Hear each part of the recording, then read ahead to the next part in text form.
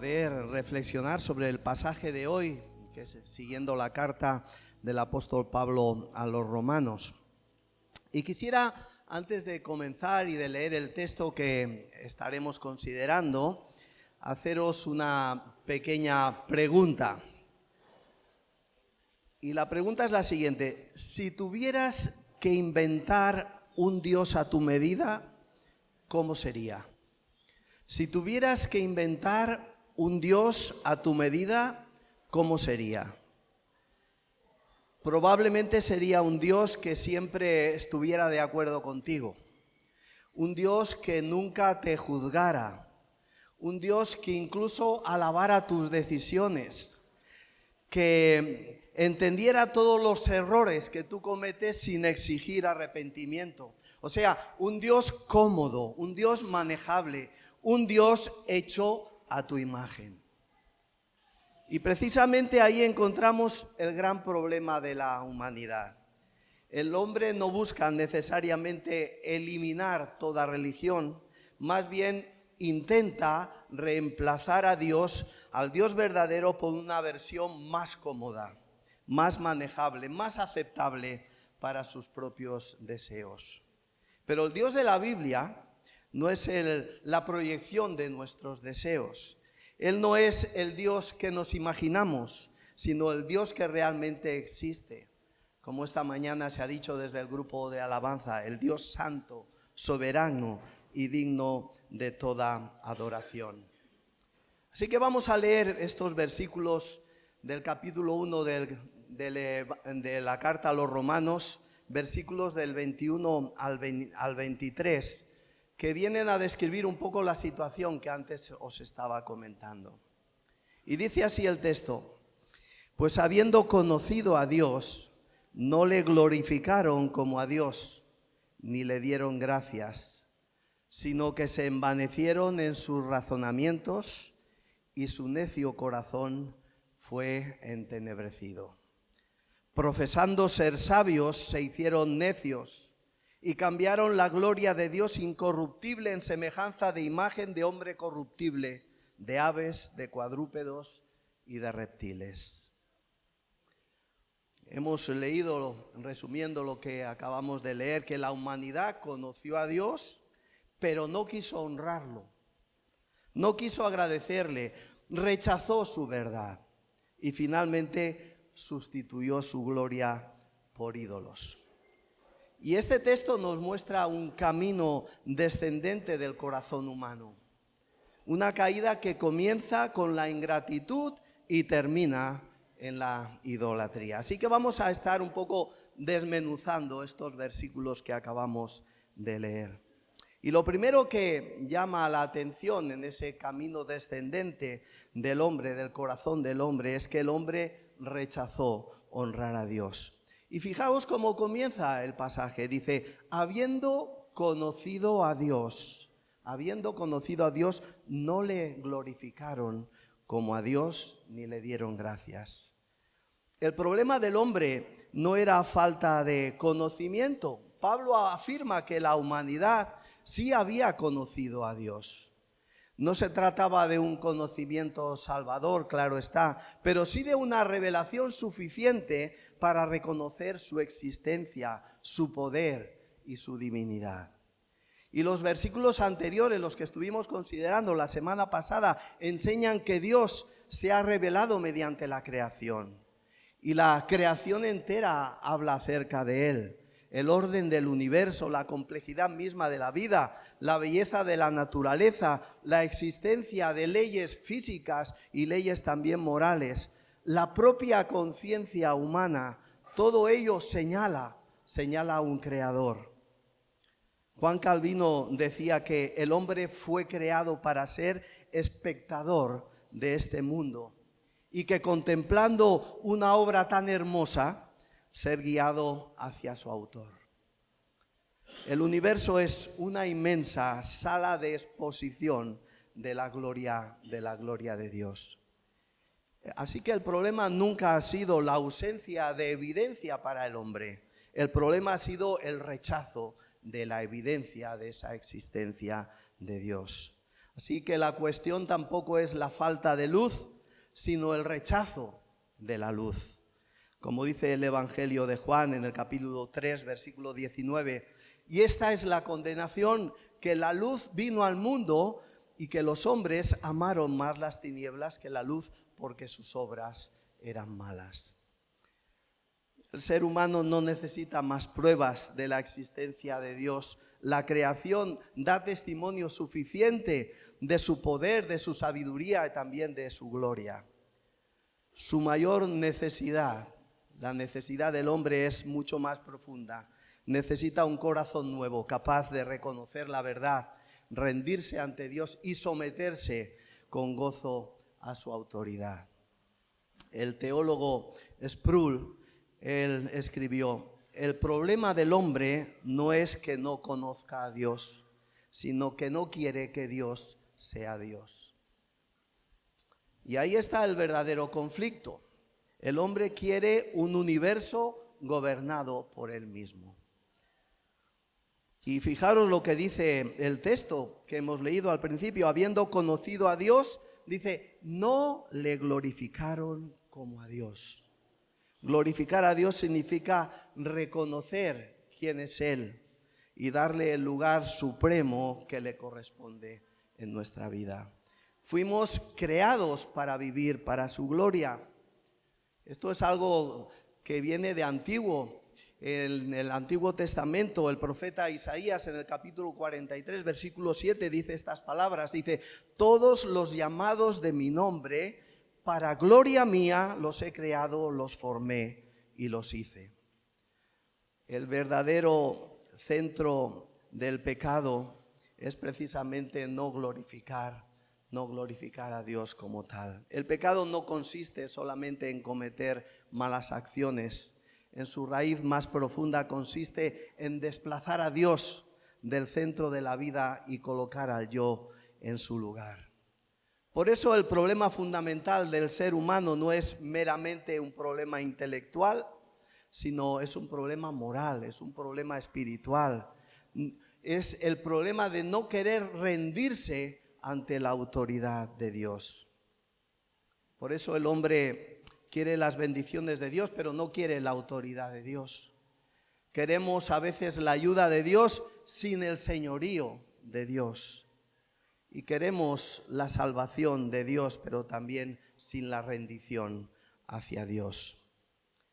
El orgullo es el amor desordenado de uno mismo hasta el desprecio de Dios. Y toda rebelión comienza aquí. El hombre deja de vivir para la gloria de Dios y empieza a vivir para su propia gloria. Habiendo conocido a Dios, no le glorificaron como a Dios, y agrega el apóstol, ni le dieron gracias. La ingratitud es una de las señales más profundas de una humanidad caída. Cada respiración es un regalo, cada mañana, cada amanecer es una nueva misericordia de Dios. Cada capacidad que nosotros poseemos proviene de Dios. Como diría Santiago en su carta, él dice que toda buena dádiva y todo don perfecto desciende de lo alto, del Padre de las luces. Así que respiramos el aire de Dios, comemos de la provisión de Dios y nos gozamos en un mundo que Dios también sostiene. Y aún así muchas veces vivimos como si Él no tuviera nada que ver con nuestras vidas. La falta de gratitud revela un corazón precisamente orgulloso y que quiere ser independiente. La ingratitud hacia Dios es la que abre la puerta hacia otros muchos pecados. Cuando el corazón deja de ser agradecido, pronto comienza a buscar sustitutos, como luego veremos. Por eso alguien ha dicho acertadamente, el corazón humano tiende a buscar satisfacción en los dones antes que en el dador. Aplicando un poquito todo lo que hemos considerado hasta aquí de ese primer versículo 21, hemos de pensar que nuestra generación no es menos religiosa que antaño, simplemente es que ha puesto su confianza en otros lugares. Muchos no niegan a Dios, pero viven como si Él no importara. La autosuficiencia, la independencia espiritual y la ingratitud son formas modernas de no glorificar a Dios en nuestra vida. Así que recibimos sus bendiciones, pero olvidamos darle gracias. Y un corazón que deja de adorar y que deja de ser agradecido a Dios pronto llenará ese vacío con otras cosas. Y aquí encontramos algo solemne. El rechazo de Dios nunca es un acto aislado. Nadie desplaza a Dios de su vida y permanece igual. Cuando el hombre deja de honrar al Creador, algo comienza a romperse en su interior. La ingratitud afecta nuestra adoración y la falsa adoración termina afectando también nuestra manera de pensar. Primero el hombre rechaza a Dios con su voluntad, pero después lo rechaza con su propia mente. El pecado no solamente corrompe nuestras acciones, también oscurece nuestra forma de pensar. Y eso nos lleva al segundo punto en ese descenso de esta espiral de rebelión del hombre contra Dios. El hombre rechazó honrar a Dios y el hombre corrompió su manera de pensar. Por eso Pablo continúa diciendo en el texto: se envanecieron en sus razonamientos y su necio corazón fue entenebrecido. El rechazo de Dios nunca deja la mente intacta. Cuando el hombre rechaza la verdad divina, su forma de pensar comienza a deteriorarse. Y la caída espiritual siempre produce una distorsión también intelectual. Y el orden que expresa aquí Pablo en este pasaje es importante. Primero el hombre dice que no glorificó a Dios, después no le dio gracias y entonces su mente comenzó a oscurecerse. La rebelión contra Dios tiene consecuencias morales, pero también tiene consecuencias intelectuales. La palabra que Pablo utiliza para decir se envanecieron en sus razonamientos significa que su manera de pensar llegó a ser fútil, vacía, inútil en sus razonamientos.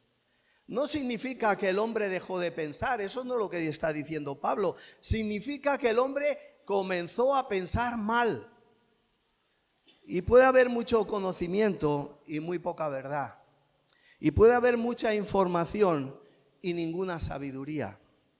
La mente humana es extraordinaria, es cierto, pero separada de Dios pierde su verdadero punto de referencia.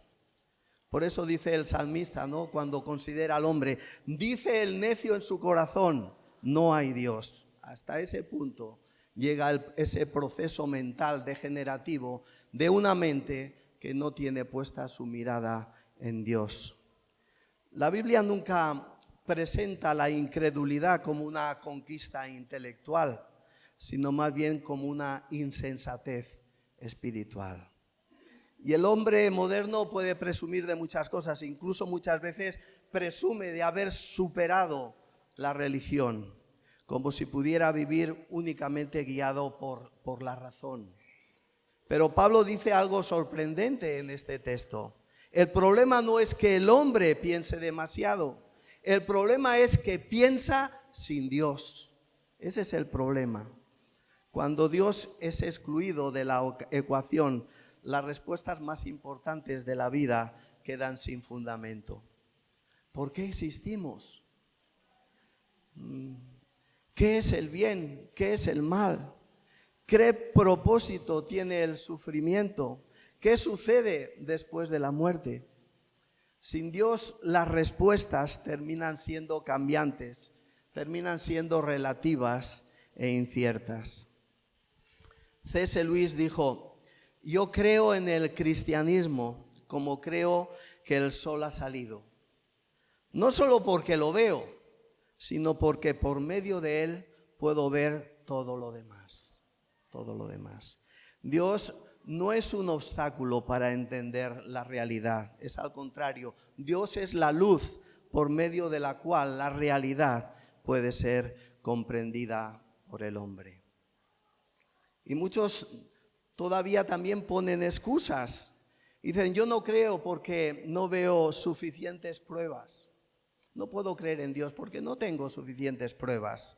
Pero la palabra de Dios nos ayuda a mirar más hondo todavía. El problema no siempre está en lo que la persona ve, sino en lo que el corazón quiere aceptar. Y a veces el corazón humano no quiere rendirse a Dios, no quiere que Dios gobierne su vida.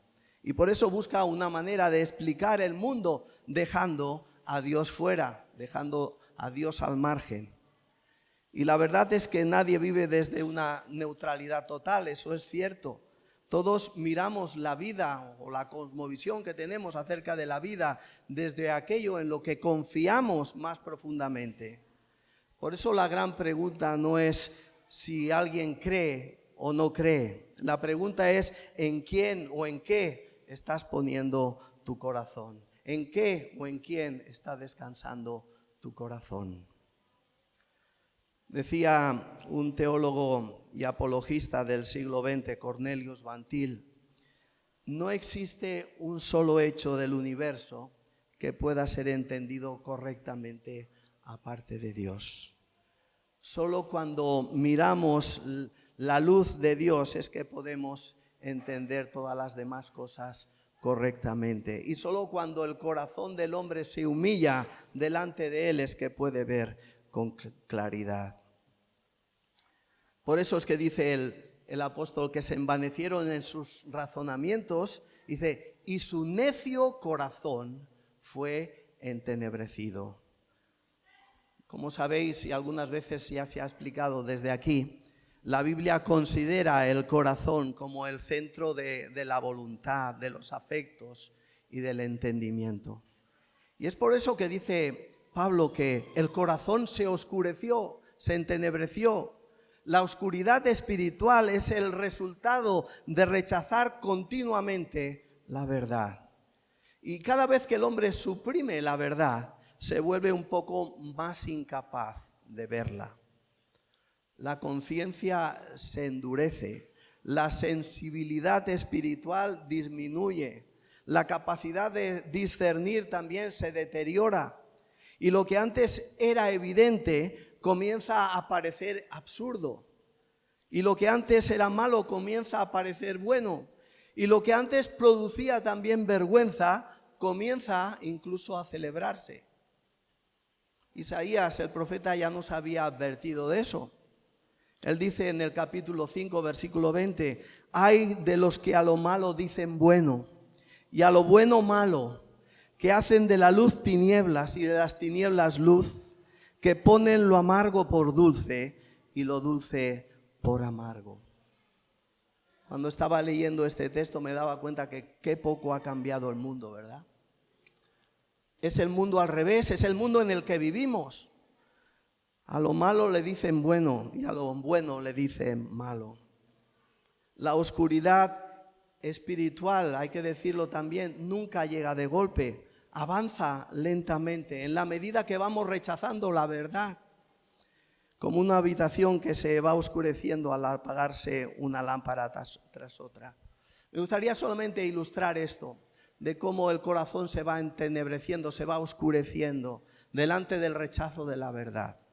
Imaginemos que alguien está conduciendo de noche bajo una lluvia intensa y el parabrisas está limpio. Podemos ver el camino con claridad, pero si poco a poco comienza a cubrirse de barro y de suciedad, la carretera sigue estando delante de nosotros, es la misma, aunque cada vez nosotros la vemos peor. El problema no es que el camino haya desaparecido, el problema es que algo está distorsionando nuestra visión. Y eso es lo que ocurre con el pecado. La verdad de Dios sigue estando presente. Su creación sigue proclamando su gloria. Su ley sigue dando testimonio en la conciencia de los hombres. pero el corazón que rechaza a Dios va cubriéndose progresivamente de oscuridad. Y llega un momento en que la persona ya no ve con claridad y aquello que siempre estuvo delante de sus ojos desaparece porque hay obstáculos que impiden esa visión clara. Martin Lloyd Jones escribió: el hombre que rechaza la revelación de Dios inevitablemente termina siendo víctima de sus propios pensamientos.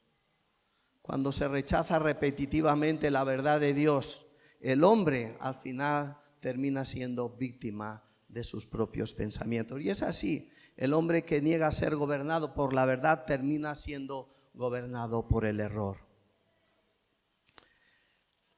Estaba pensando que nuestra generación presume muchas veces de avances científicos, tecnológicos, académicos, y es verdad que vivimos en un mundo sin precedentes en cuanto a los avances. Tenemos más información que nunca, que cualquier otra generación anterior. Sin embargo, también vivimos en una época de enorme confusión moral. Sabemos cómo construir máquinas extraordinarias, pero no sabemos responder preguntas elementales, ¿no? ¿Qué es el hombre? ¿Qué es la verdad? ¿Qué significa vivir una vida verdaderamente plena? La inteligencia humana no puede reemplazar nunca la sabiduría de Dios. Por eso es que dice el escritor de Proverbios que el temor de Jehová es el principio de la sabiduría. El mayor problema de nuestro tiempo no es la falta de educación, es la ausencia precisamente del temor de Dios. Y la oscuridad espiritual no termina en pensamientos equivocados. Las ideas siempre terminan produciendo adoración en el corazón del hombre. Eso es lo que Pablo nos trata de decir también. El hombre no puede vivir sin un Dios. Por eso al principio os preguntaba que qué imaginaríais para tener un Dios a vuestra medida. Las ideas siempre terminan produciendo adoración, porque el hombre no puede vivir sin un Dios. Y si rechaza al Creador, buscará un sustituto. Y si abandona la verdad, terminará abrazando una mentira. Y una mente entenebrecida inevitablemente produce al final un corazón idólatra. La tragedia del hombre no es que dejó de adorar. La tragedia es que comenzó a adorar aquello que jamás fue digno de adoración. Y eso nos lleva a ese tercer paso de esta espiral descendiente del corazón del hombre. El hombre rechazó honrar a Dios, el hombre corrompió su manera de pensar y el hombre sustituyó finalmente a Dios por los ídolos. Profesando ser sabios, versículo 22, se hicieron necios y cambiaron la gloria del Dios incorruptible. Y aquí Pablo llega al punto culminante, podríamos decir, del drama humano. Profesando ser sabios, se hicieron necios. La necedad bíblica no es falta de inteligencia, es vivir de espaldas a Dios. Y el hombre se considera sabio, confía en su razón, confía en su filosofía, confía en su autonomía. Pero cuando el hombre se convierte en la autoridad suprema, inevitablemente se extravía. Y es posible ser brillante intelectualmente y al mismo tiempo estar completamente equivocado acerca de las cuestiones más importantes de la vida. La sabiduría consiste en ver y vivir la vida desde el punto de vista de Dios. Y el hombre puede conquistar el espacio, es verdad, y al mismo tiempo ignorar al Dios que creó las estrellas. Y puede descifrar el ADN, como hemos visto hace pocos años, y puede seguir comprendiendo, puede seguir viviendo sin comprender el propósito de su propia existencia. La verdadera sabiduría comienza cuando reconocemos nuestra dependencia de Dios. Profesando ser sabios, se hicieron necios y cambiaron la gloria del Dios incorruptible. Y esta es una de las sentencias más sobrecogedoras que resuenan en toda la Escritura. La humanidad intercambió el mayor tesoro del universo. Cambió la fuente de vida por cisternas rotas. Cambió la gloria infinita por objetos que son pasajeros. Y la palabra que utiliza aquí Pablo es cambiaron. Y esa palabra es demoledora. Implica que ha habido un intercambio, ha habido una sustitución, un cambio absurdo y trágico. Cambiaron lo infinito por lo finito, lo eterno por lo temporal, lo incorruptible por lo corruptible, la gloria de Dios por las cosas creadas.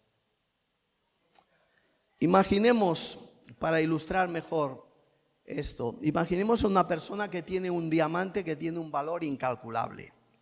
Es un tesoro único, algo que no puede compararse con ninguna otra posesión. ¡Qué diamante! ¡Qué valor! Pero un día decide cambiarlo por un simple juguete de plástico. ¿Os imagináis la situación? Lo primero que pensaríamos cada uno de nosotros, bueno, ¿cómo puede alguien hacer algo tan absurdo? ¿Cómo puede entregar algo tan valioso por algo tan insignificante? Sin embargo, es eso exactamente lo que Pablo está describiendo aquí. La humanidad cambió la gloria del Dios eterno por cosas creadas.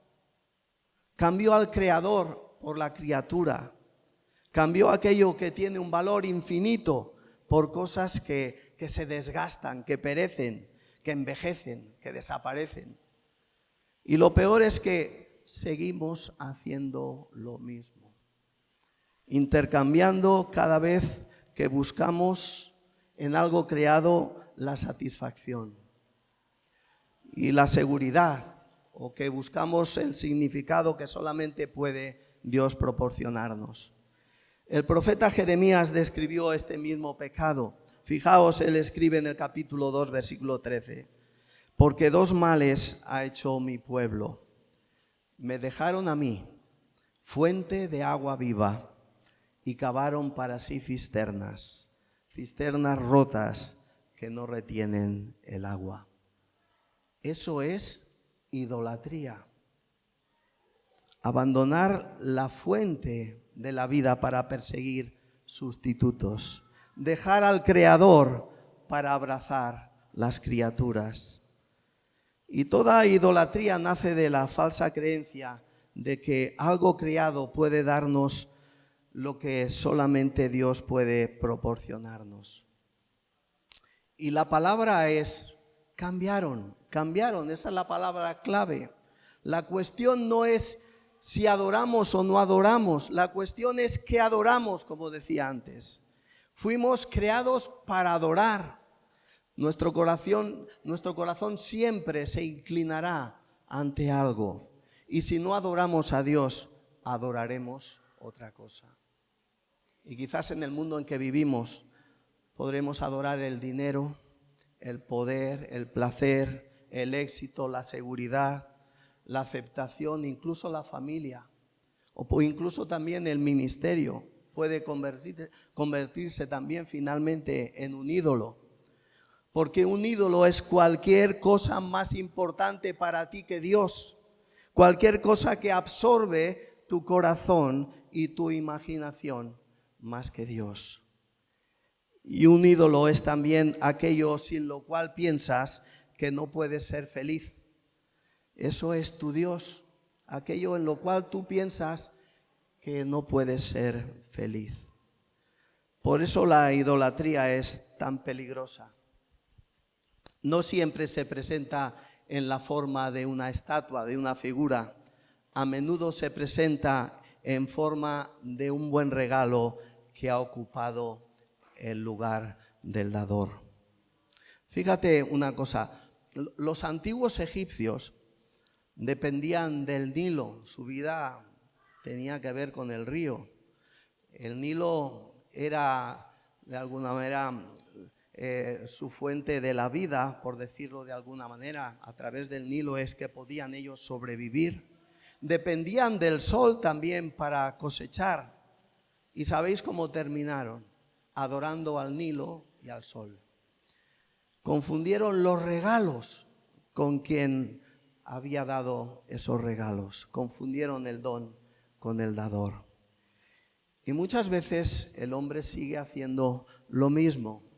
Dios nos da trabajo y terminamos adorando la carrera profesional. Nos da recursos y terminamos adorando el dinero.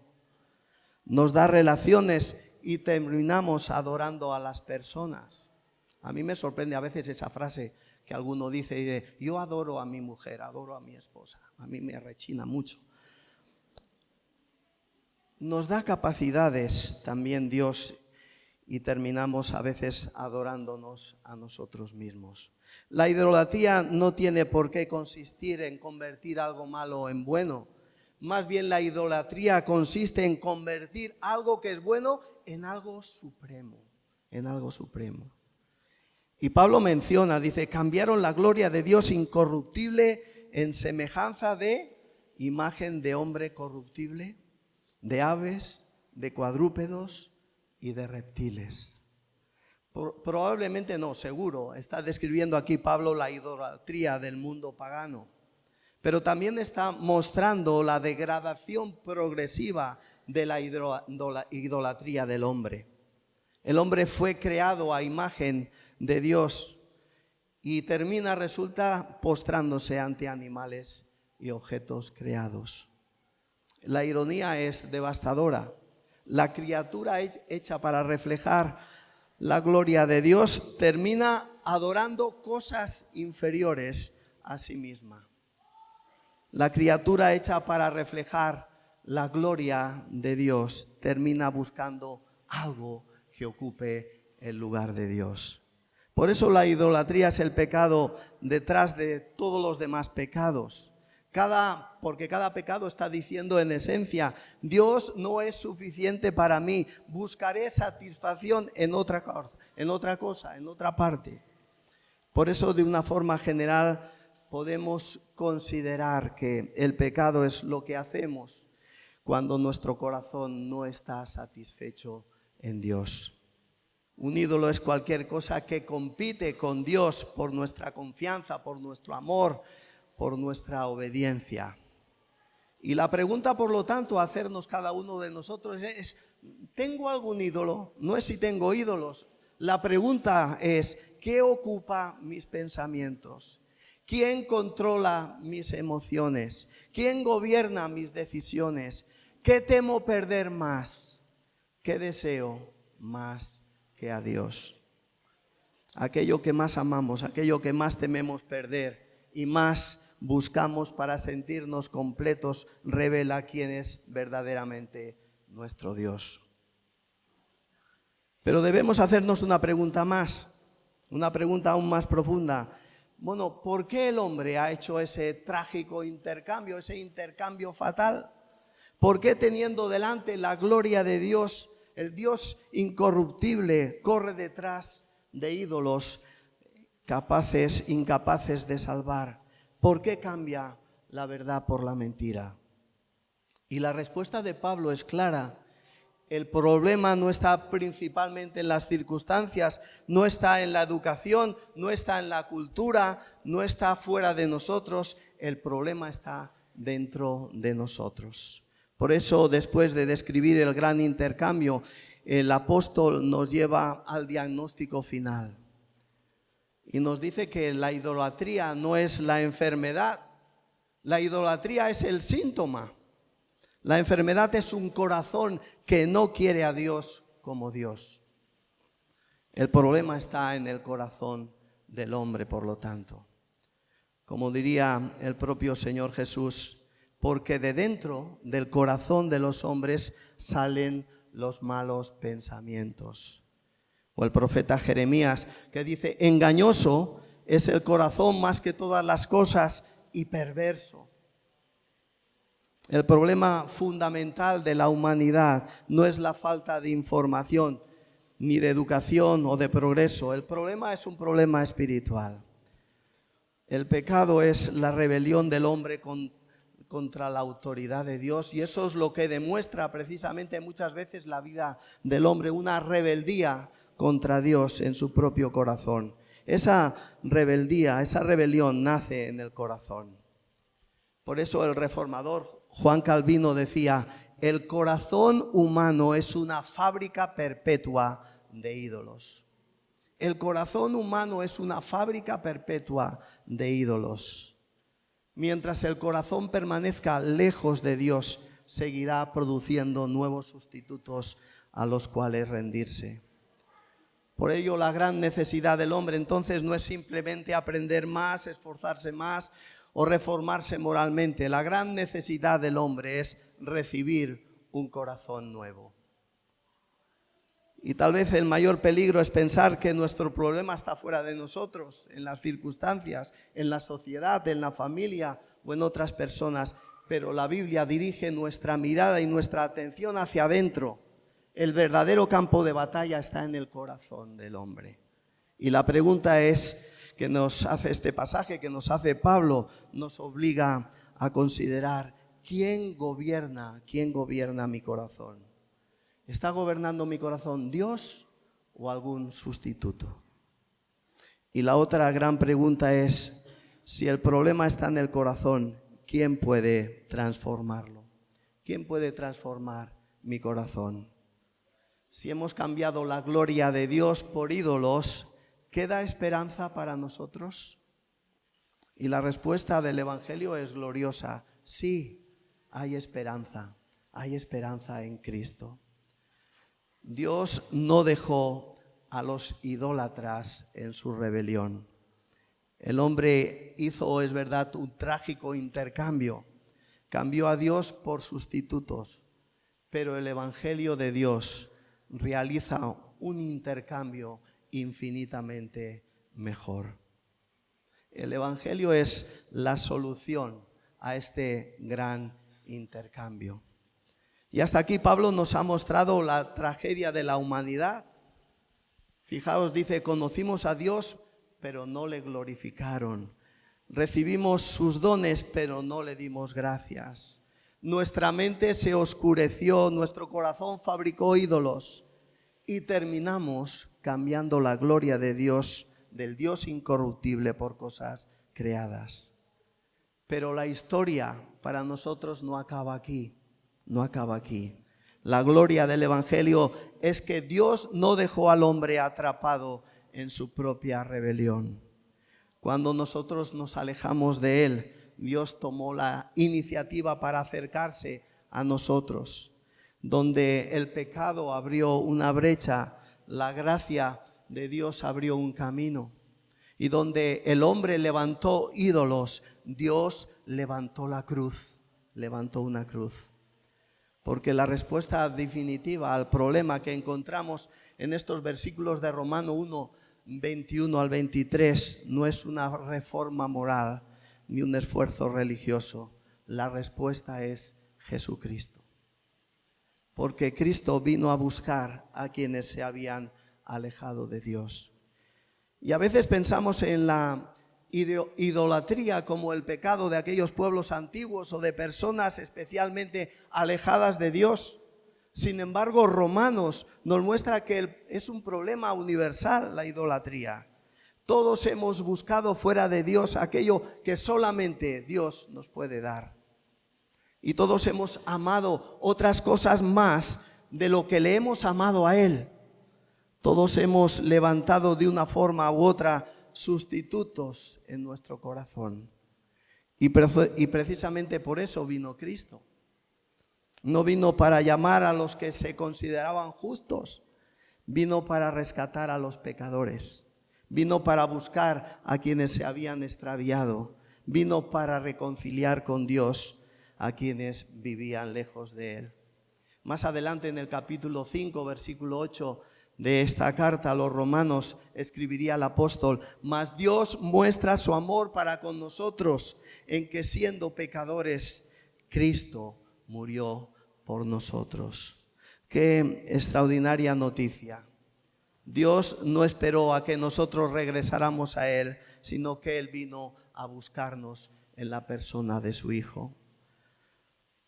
Como escribió otro autor, él decía: yo soy un gran pecador, pero Cristo es un gran Salvador. Y eso significa que nadie está demasiado lejos para ser alcanzado por la gracia de Dios.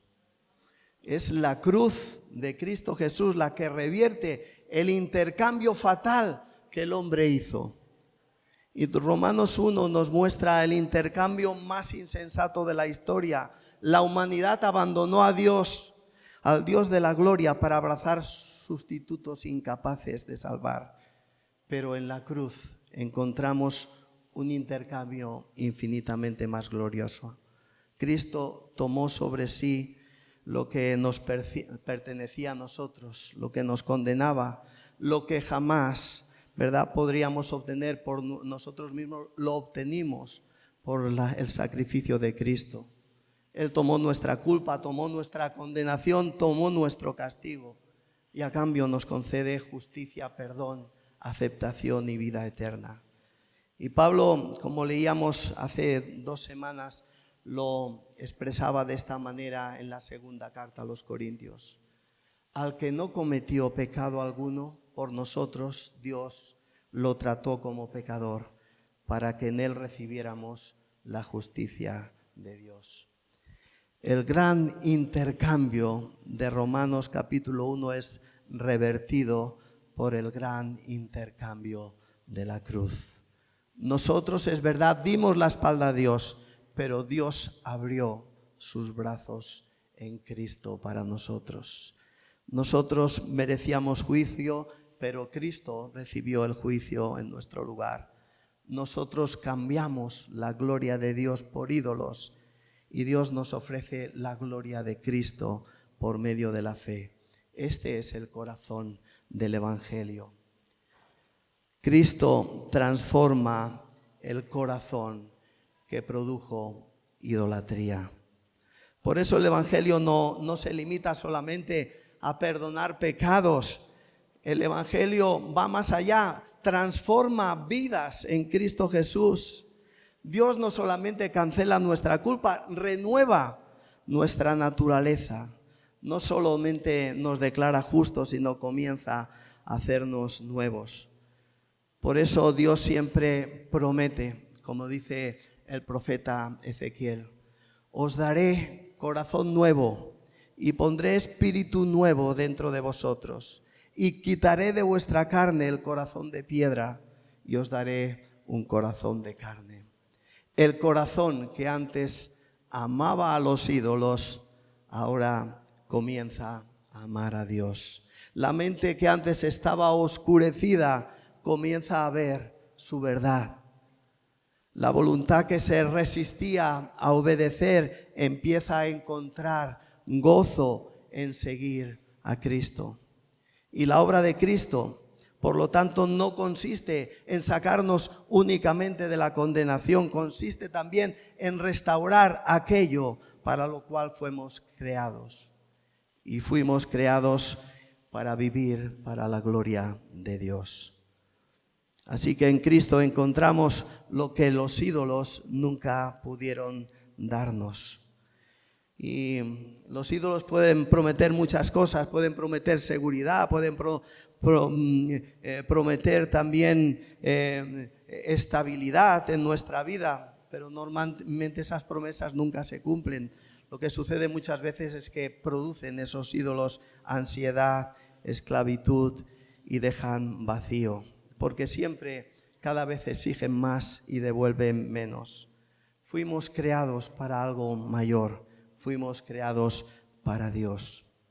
Y nuestro corazón no descansará y estará inquieto hasta que no descansemos nuevamente en Dios. Dice un autor, Thomas Chalmers: el amor de este mundo solamente puede ser expulsado por un afecto superior. La idolatría no se vence simplemente dejando al ídolo. se vence contemplando una gloria más grande, una gloria más grande. Cuando nuestro corazón descubre, como ha descubierto nuestro corazón, de los que aquí estáis, muchos de los que estáis aquí, descubre quién es Cristo, los sustitutos comienzan a perder su atractivo. Cuando vemos la belleza de Cristo, cuando vemos la belleza de su gracia, la suficiencia de su obra, cuando contemplamos la plenitud de su amor, comprendemos que todo aquello que perseguíamos fuera de Él nunca pudo satisfacernos realmente en nuestra alma, porque el corazón ha estado buscando desde el principio solo aquello que puede encontrarse en Cristo Jesús. Termino ya con alguna aplicación final. La pregunta no es solamente ¿qué ídolo debo abandonar? La pregunta más profunda para todos hoy es: ¿he encontrado en Cristo el tesoro que mi corazón necesita? ¿He encontrado en Cristo el tesoro que mi corazón necesita? Porque nadie deja verdaderamente las cisternas rotas hasta que prueba el agua viva. Nadie abandona los sustitutos hasta que descubre al Salvador. Y nadie deja de admirar las glorias pasajeras de este mundo hasta que contempla la incomparable gloria de Jesucristo. En el pasaje que hemos considerado hoy, Pablo comenzó mostrándonos una humanidad que no conoció a Dios, pero decidió darle la espalda. Una humanidad que había conocido a Dios, pero decidió darle la espalda. Comienza también Pablo hablándonos de una humanidad que cambió la gloria de Dios, la gloria del Creador, por sustitutos incapaces de salvar. Pero el Evangelio nos muestra una realidad mucho más grande. Dios no abandonó a los rebeldes en su oscuridad, ni dejó a los idólatras atrapados en sus propios caminos. En Cristo abrió un camino de regreso a Él. Por medio de Él, Él nos ofrece perdón, nos ofrece un corazón nuevo y una gloria infinitamente superior a todo lo que este mundo nos puede ofrecer. Por eso, al llegar al final de este pasaje, la gran pregunta no es simplemente ¿qué ídolos debemos abandonar? La pregunta es ¿qué gloria estamos persiguiendo? ¿La gloria pasajera de las cosas creadas o la gloria eterna de Dios, del Dios revelado a través de su Hijo Jesucristo? Romanos 1, versículos 21-23 no es simplemente una descripción de la humanidad antigua, como decía antes, es un espejo delante de cada uno de nosotros. Porque el problema que Pablo describe sigue siendo el mismo para nosotros en el día de hoy. El corazón humano continúa sintiendo la tentación de vivir independientemente de Dios. Seguimos siendo tentados a buscar en cosas creadas aquello que solamente el Creador puede dar. Y seguimos siendo tentados a cambiar la gloria de Dios por sustitutos. Y sin embargo, después de todo lo que hemos visto, queda al descubierto, queda en la claridad el absurdo de ese intercambio del hombre. ¿Por qué cambiar la fuente de agua viva por cisternas rotas? ¿Por qué cambiar el tesoro eterno por satisfacciones pasajeras? ¿Por qué cambiar la gloria de Cristo por aquello que nunca podrá salvarnos? Los ídolos pueden prometer mucho, pero terminarán decepcionándonos. Cristo, en cambio, nunca decepciona. Él es suficiente para el pecador culpable, suficiente para el corazón inquieto, suficiente para el alma insatisfecha, suficiente para sostener en la vida y en la muerte. Así que la cuestión es, ¿quién ocupa el trono de nuestro corazón? ¿Quién ocupa el trono de nuestro corazón? ¿Qué es lo que más valoramos? ¿Qué es lo que más deseamos? ¿Qué es lo que más tememos perder? ¿Qué es lo que gobierna nuestras decisiones? Porque aquello que ocupa el primer lugar en nuestro corazón es lo que realmente adoramos. Y la invitación del Evangelio sigue siendo la misma. Aparta tus ojos de los sustitutos y vuelve al Creador. Deja las cisternas rotas y ven a la fuente de agua viva. Deja los ídolos que no pueden salvar y contempla la gloria de Jesucristo. Porque cuando el corazón encuentra en Él, en Jesucristo, su tesoro, descubre que nunca estuvo buscando simplemente nada mejor. Estaba buscando sencillamente a Dios. Que el Señor nos ayude a considerar todas estas cosas, como decía, como un espejo puesto delante de nosotros, para que podamos analizar nuestra vida, pero no para fustigarnos, sino para que podamos mirar a Cristo, su gloria, y para que podamos sentirnos satisfechos en Él.